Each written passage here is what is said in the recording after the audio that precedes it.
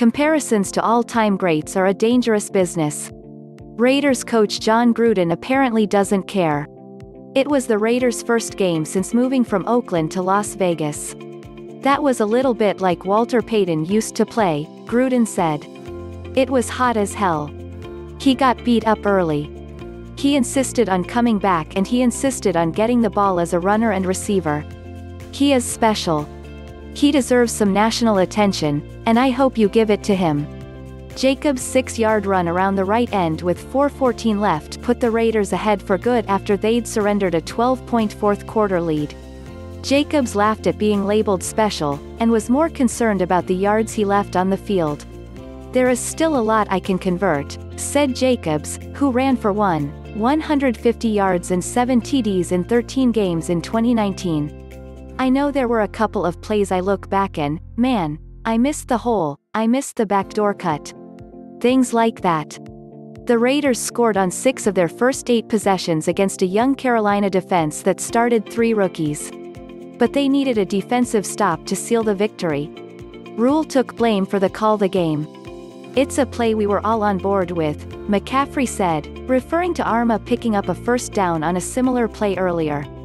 After going 3 and out on their first drive, the Raiders scored on 5 straight possessions to take a 27-15 lead. Carolina battled back, turning heavily to their star McCaffrey late in the third quarter.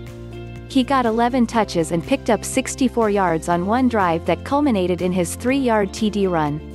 Later, Teddy Bridgewater found Robby Anderson for a 75-yard strike on a blown coverage. Bridgewater went back to Anderson for the 2-point conversion to take a 30-27 lead.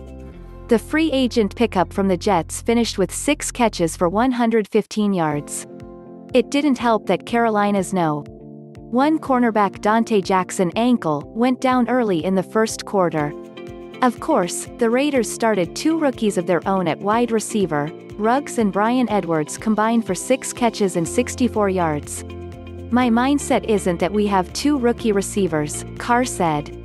"My mindset is we are equipped to accomplish what we want to accomplish. I am proud of our guys for coming back and winning that game."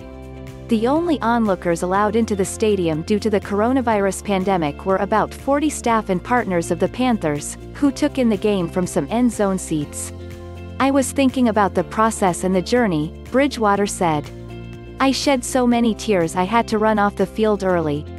8 Panthers knelt for the national anthem, including Bridgewater, while 9 others raised their first in protest of racial injustice before the game at Bank of America Stadium. The Raiders stood side by side for the national anthem with no demonstrations. Among the other Carolina players who knelt for the anthem were Kawann, Anderson, Stephen Weatherly, Yetur Gross-Matos, Pride Jr.